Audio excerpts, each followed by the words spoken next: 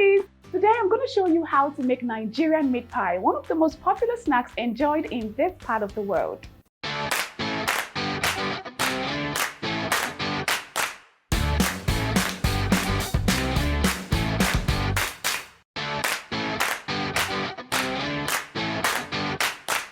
So you guys, this meat pie recipe brings back a lot of childhood memories because it's one recipe my mom would always make during the festive season, and I remember how she would call us around to come help her create the recipe and give us individual tasks on what to do. For me, the part I like to do most is sealing up the edges of the pies with the fork. I'm going to show you guys how it is done. But before we get into the cooking process proper, if you haven't subscribed to this channel yet, please kindly go ahead and hit the subscribe button. And if you like this video after watching it, please kindly give us a thumbs up so that we know what kind of videos to create for you. All the recipe details will be in the description box down below so you can check it out at a later time. But before then, let's get cooking. You want to begin by adding some salt, sugar and baking powder to a mixing bowl that already has some all-purpose flour in it. Give it a very good mix to combine. Next, transfer the cold margarine into the flour mixture.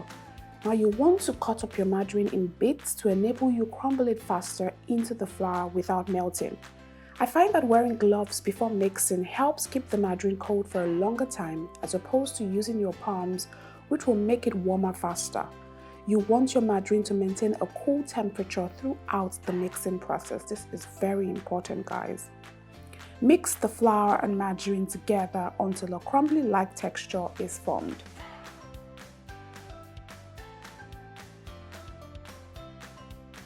Next, crack open one cold egg and mix into the flour mixture.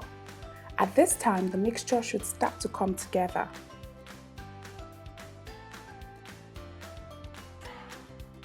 To further bind it, add some cold water in tiny bits into the mixture until it forms into a solid texture that is also known as your dough. I find that there is no exact quantity of water to add at this time. You just have to let your sense of touch and size guide you. Once you start to feel and see the dough come together without falling apart, then don't add any more water. For this particular one, I added less than 1/4 cup of water. Remember guys, you have to use very cold water. What you do next is flour your surface and transfer the dough to the floured surface and then start to knead. You only want to knead for about 1 minute. You don't want to overwork the dough at this point so you don't end up with very hard meat pies. You only knead it enough to allow for easy rolling. Afterwards, cut out some plastic wrap and cover the dough, and then place in the refrigerator and allow to rest for at least 30 to 40 minutes. Your dough can actually stay fresh in the refrigerator for as long as 1 week or even more. While it is resting, we begin with the filling. Place some vegetable oil in a pan and allow to heat up. Then add your chopped onions and saute for a few seconds, and then add your minced garlic and scotch bonnet peppers, also known as atarudo. Saute for a further few seconds and then create a space in the center of the pan and then add the minced meat. Begin crumbling immediately and continue to stir fry until minced meat has lost its pinkness. Then stir fry further until very brown. This is very important as it helps build up flavor.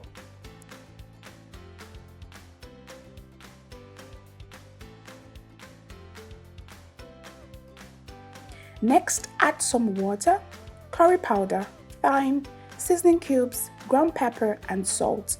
Stir to combine. Cover the pot and allow to simmer gently for 5 minutes. Afterwards, you add your diced carrots and Irish potatoes. Stir again. Now you want to season with more salt if more is required. And then afterwards, you add some more water to help cook the carrots and potatoes through. Cover the pot and cook for a further 5 minutes. To thicken the sauce and create a very moist filling for the pie, add a cornstarch slurry. A slurry is simply the mixture of cornstarch and water to form a semi-liquid consistency. Stir again and allow to cook for another 2 minutes, then take off the heat immediately and allow to cool down completely. While it is cooling, prepare your baking pan. Coat your pan with cooking spray or oil and line with parchment paper. Now, placing the pie directly on the oiled pan is fine, but parchment paper is used for extra precaution. Whisk an egg to combine and set aside. This will act as our glue to keep the pie sealed and will also act as the perfect glaze to help our pies glow. When the dough is ready and filling is cooled down completely, divide the dough into the number of pies you would like to create to avoid overworking it.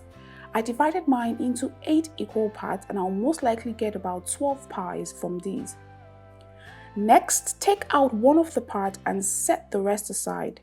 Flour your surface again, knead the dough gently for a few seconds, form it into a round shape, flatten it out with the palm of your hands and roll it out with a rolling pin. I find that a bottle works wonders as well. You want to roll it out to about 1/4 inch thick, just enough to shape it easily without falling apart.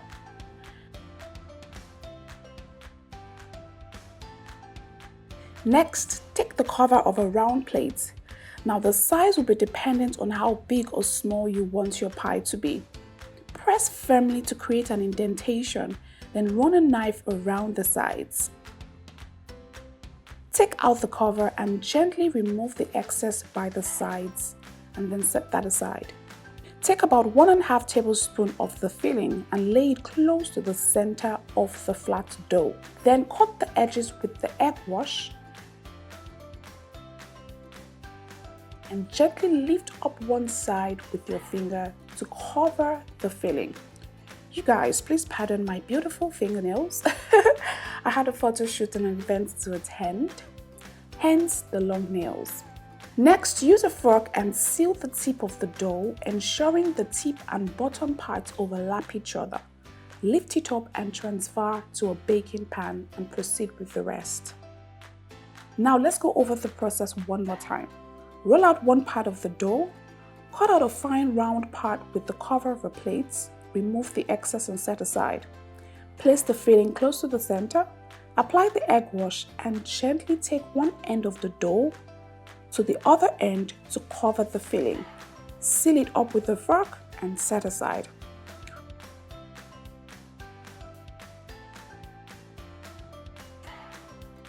When all the pies are done, cut the top with some of the egg wash to help create a nice glow after baking. Afterwards, transfer the pie to a 180 degrees centigrade preheated oven and allow to bake for 35 minutes. Now guys, this is what your meat pie should look like after baking.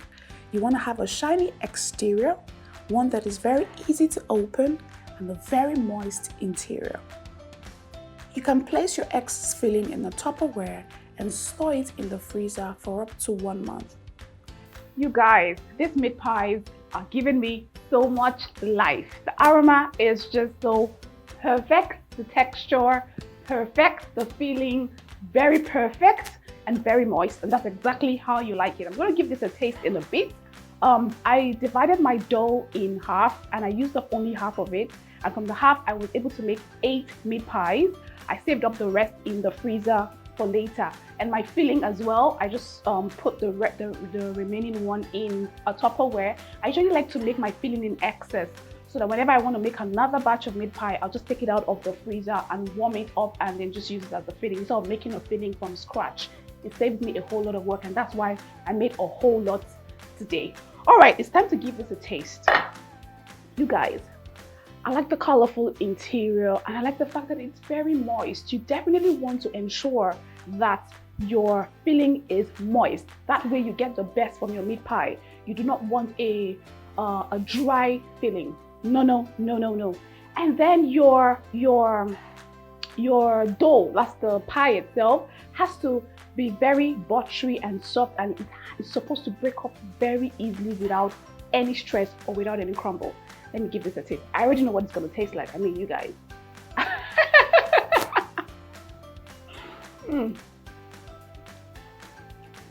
It's just perfection.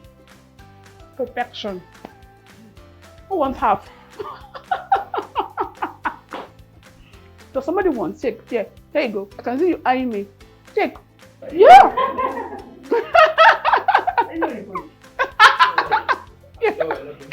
So So if you'll be requesting this recipe, please kindly send me your pictures on Instagram, Twitter, or Facebook. I'm there as Zeelicious Foods, and I always like to see your recreations. All right, guys, I'll see you next time with another mouth-watering, yum-malicious, delicious recipe. Until then, remember to be very kind to one another, love yourselves generously, and make some yummy meat pies at home. Take care, guys.